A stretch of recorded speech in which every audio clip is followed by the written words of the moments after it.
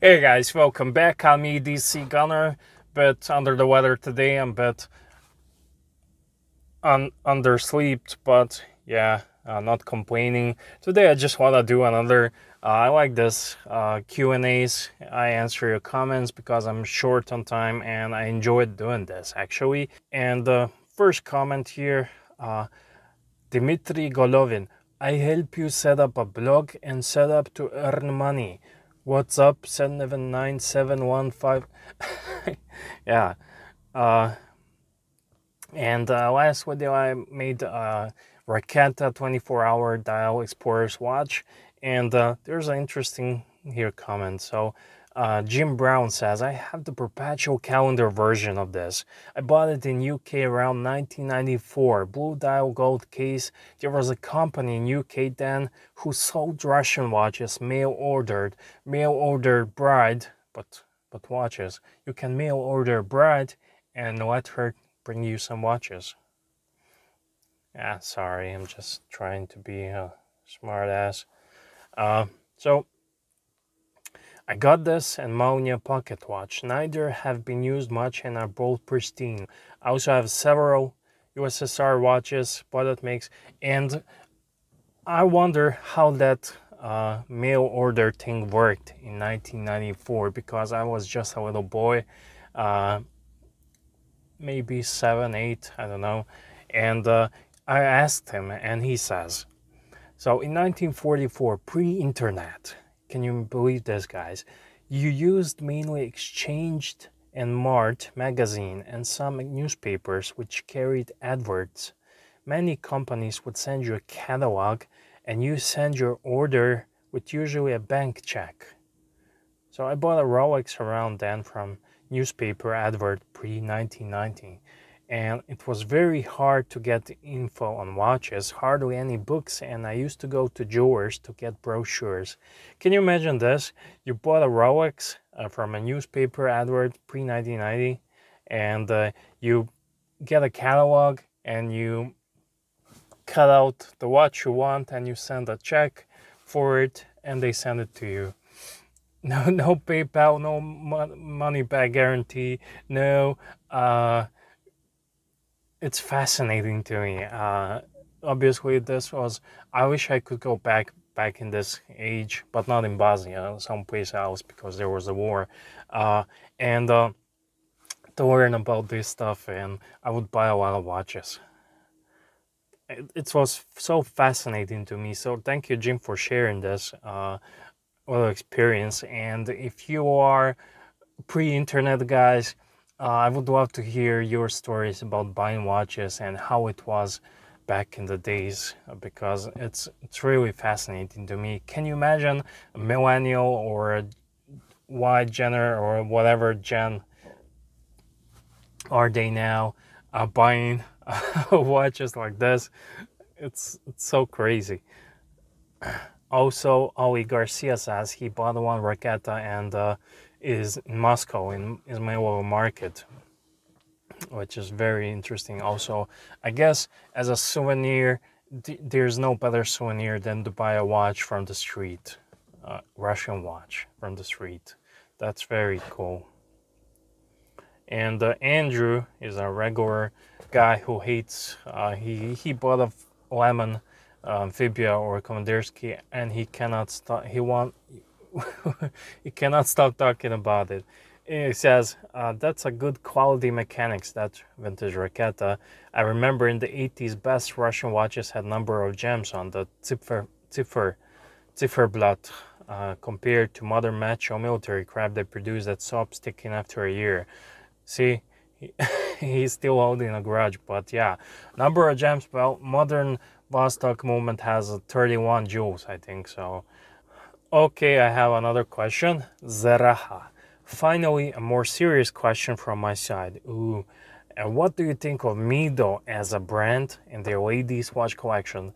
Mido as a brand is just like Tissot or, I don't know, Certina. That's all. So, ladies' watch collection, I'm not familiar with it, but I'm sure they are nice. I reviewed a Mido watch Mido Multifort. I will link you in the question, or you can just do a search EDC Gunner Mido and you will find it. And so I'm planning to buy a daily watch for my wife, and I gave her many pictures of various brands and models to assess, and it seems Mido models are the closest which is acceptable to her. She likes fashion garbage brand models like Vincero the most, but to me it's out of the questions. I was thinking about the Baroncelli 2 model, deep brown guilloche dial with date PVD rose gold case with Mido 8 caliber. I would prefer the quartz for her, but by coincidence she liked the models most which feature the mechanical movement. Well, my advice to you, if she does not want the Omega Constellation or some other watches, you buy the Mido to her. I'm sure it's fine, it looks great. I know the Baroncelli model. You can also, there's an Oris Atelier models, but Baroncelli is really nice looking.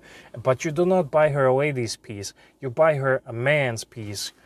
And ladies, most of them, they prefer bigger pieces as well. And when you buy a man's piece, when she gets bored of wearing the automatic watch, you get a nice dress watch. So get her a man's watch and get her automatic, and she will be bored. I got my wife automatic Seiko, but she leaves it for a weekend there, and then she hates to set it up again, even though it had a manual winding and everything. So get her automatic Mido Baroncelli, the one you like the best, and when she gets fed up with it, like months from now, you get a new watch in your collection. And if she likes it, then that's cool. You can wear it occasionally. You can ask her to wear it.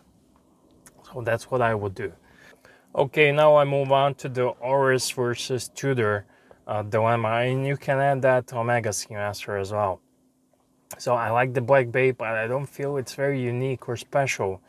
It's obviously a classic look, but there are other pieces out there that don't feel so common. Well, and that's how I feel same about the Black Bay. I had a couple of them in my hands. I could have bought it. I even had the burgundy one, and it's a nice watch, but there's nothing in it that speaks to me. There's not that X factor. It's a cute watch, and my friend had one for 2 months and he got rid of it. Then he bought another one and he got rid of it. It does nothing for me. I like the Pelagos. Pelagos is a whole different world for me.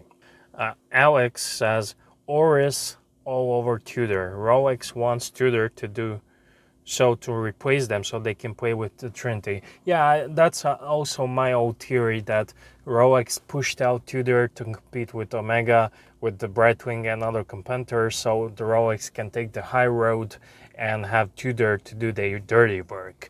But Oris over Tudor, I don't think so. Even if it's a new in-house machine with the 5-day power reserve and 10 years warranty and service interval, I don't know. I would buy Omegas over Oris, and but I feel the used Oris will be a good buy. And Zeraha says also it was a good move from Oris to provide a model with competing specs. Dial and bezel will collaborate and robust at the same time. I don't know. I would still get an Omega Seamaster, and yeah. Kevin Kozak says, I enjoyed your video. I have both Black Bay and the new Aquis, and I like them both. I find they are very different looking watches, so I wear them for different occasions and cannot decide which one I enjoy more. It will be interesting to see which one gets more wrist over the time. I think Oris is trying to go up market, to step up one notch above the competition. So I applaud them for that, but still, my hard-earned money, I'm gonna stick with Omega. And I can buy definitely used Oris any day of the week, but not the brand new. So yeah, that's it guys. Thank you for watching me, DC Gunner. If you like this video, please give me the thumbs up, subscribe and share it.